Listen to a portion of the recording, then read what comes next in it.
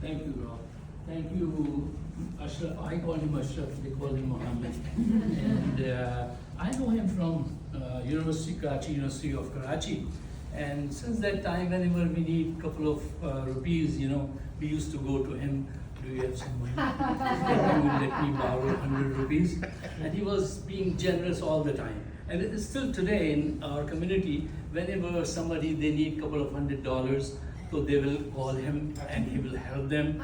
And without any discrimination, he will come up to the front and without getting any benefit out of it, he will go and he will support. This is the reason I supposed to go to a marriage ceremony right now, but when he asked me, I said to my wife, I cannot refuse him because I know him very well. Okay, all right. So Jean, Herbert, and Cooper, you are very fortunate. You are very lucky having this kind of gentleman at your back, because when he works for someone, he makes commitment, and he called me and he said, no, you know what is more important? I said, what? He said, last day you have to call them again. Go out to vote. Go TV. Do you remember that word, go TV? I say, yes, I remember.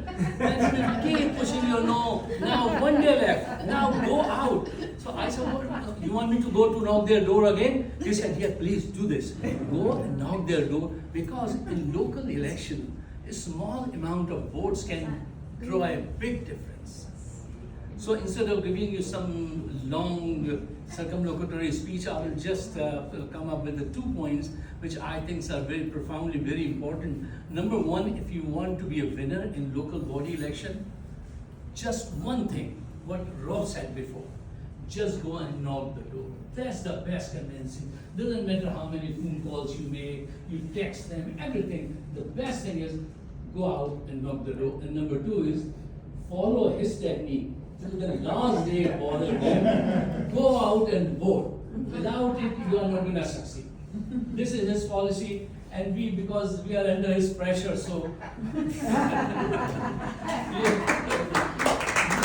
last thing I want to say is that, because this is a local body thing, but this morning I was reading, and I am always worried about one thing, that this country is going in a very wrong direction. Because my time is almost over. I don't care for myself, but I do care for my children and for my grandchildren, for this country. If this country is safe, my children will be safe. So what I'm saying is, you must have heard about the agreement BRICS. BRICS is an agreement among Russia, China, India, and they are coming up with a new currency. They are coming up with a new currency to compete with dollar. And they are progressing profoundly, very fast, very aggressively. And this will be the big tragedy of my life. In my life, if I see my dollar is going down and he is not worried about, or Mr. President, he's not a president kind of a thing. I was telling to my wife, he's not that material. We have him, okay, we have him,